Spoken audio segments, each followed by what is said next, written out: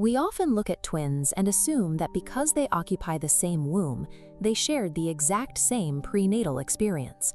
But sharing physical space does not mean sharing an environment. To understand why, we have to establish a baseline using fraternal twins. This happens when the ovaries release two completely separate eggs in a single cycle, and two distinct sperm fertilize them. This diagram shows a cross-section of a uterus with that dual origin configuration.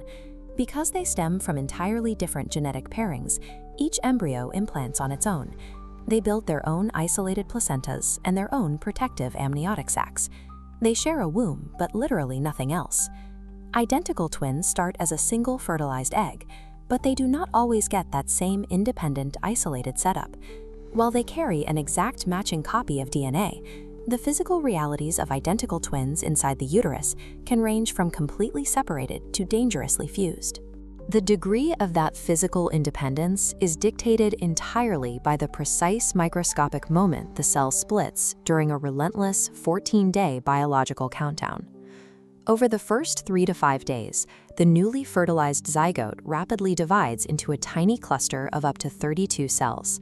It drifts down the fallopian tube as a loosely connected structure. If that cell cluster fractures during this early window, the cells easily separate into two completely autonomous groups. This timeline tracks that early split.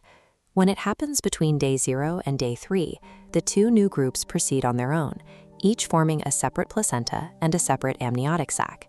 It perfectly mirrors the safe, isolated environment of fraternal twins. If the embryo does not split early, it continues along the timeline. By day 4, the cell mass absorbs fluid and develops a thick, hardened outer layer of cells. That outer layer is destined to become the placenta.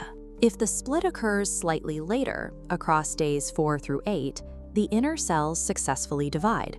The twins each build their own fluid pockets, or amniotic sacs. But because that outer layer has solidified, both babies are permanently trapped inside a single shared placenta. Sharing a nutrient source introduces an immediate physiological danger, a shared blood supply. This visualization maps the resulting blood flow dynamics. In roughly 10 to 15% of these pregnancies, it triggers twin-to-twin transfusion syndrome. This is a condition where irregular blood flow causes one twin to actively siphon vital oxygen and nutrients directly away from the other.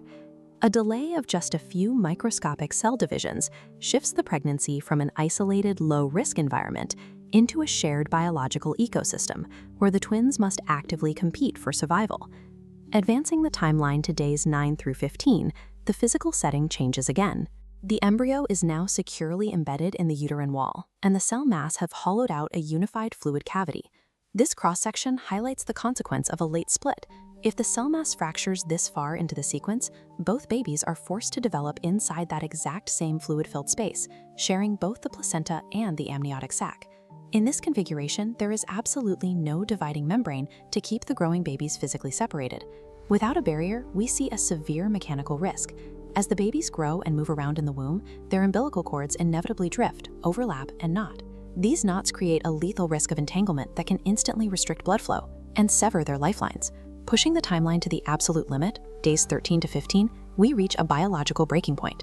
By 2 weeks, the embryonic disc has already begun differentiating into complex human tissues. If the cell mass attempts to separate after 2 weeks, the division is incomplete. The tissue is simply too developed to cleanly pull apart, resulting in conjoined twins who permanently share organs and body parts. The ultimate degree of physical independence between two identical twins is completely held hostage by the precise moment their biological clock stalled.